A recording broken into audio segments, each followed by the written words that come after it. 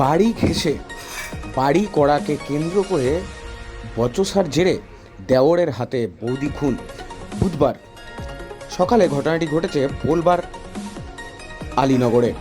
মৃতের নাম পানমণি হাসদা।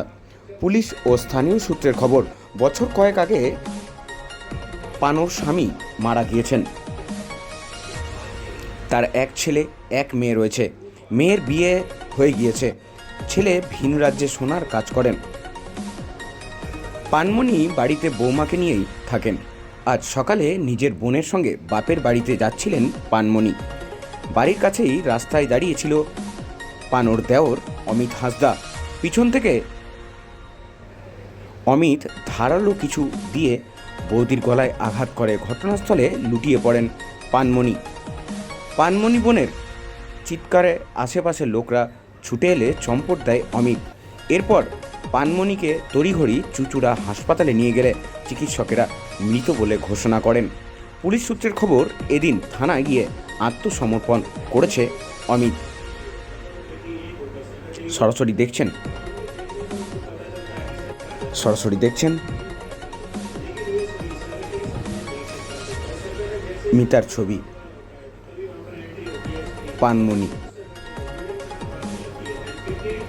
শুনবো যিনি মারা গেছেন তার বোন কি বলছে। পরবর্তী খবরের জন্য অবশ্যই চোখ রাখতে হবে ডেলি নিউজের পর্দায়। চুচুড়া থেকে তানিয়া ঘোষের রিপোর্ট, ডেলি নিউজ।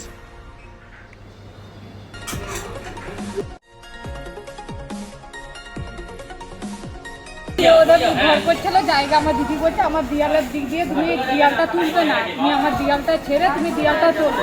ওই নিয়ে ঝগড়া হয়েছে। দিয়ে আমরা দুগুনে বাপের বাড়ি যাচ্ছি, আর ও ক্লাবের ওখানে কি চুড়ি না কি নিয়ে দাঁড়িয়েছে, আমরা খেয়াল করিনি। এবার আমার দিদি আমার পেছনে আর আমি সামনে। এবার ও এসেই আমার দিদির গলাটা কেটে দিয়েছে, আর আমি বুঝতে পারিনি। আমি ঘুরে দেখি তখন আমার দিদি পড়ে যায়। আপনার সামনেই হয়েছে? হ্যাঁ, আমার সামনেই। দিয়ে আবার আমি ছাড়াতে গেছি, আমাকে মারতে এসছে আমার শ্বশুর ছিল। আমার শ্বশুর আবার আমাকে ছাড়াবে, যে ও মেরে দিয়ে চলে গেছে। এবার রাস্তার ইয়েতে তো এবার দাঁড়াও, লোক আসবে তবে তো, একে ডাকছে ওকে ডাকতে। হ্যাঁ, ওদের জায়গা নিয়ে তুমি কিছু নয়, দেওয়ার ঘুরতে আসে না, ওদের ছোট দেওয়ার এসেছে। আপনারা কি অভিযোগ করবেন থানায়? করতেই হবে না। দিদির বয়স কিরকম আপনার? 36 মতন হবে, 36 37 মতো।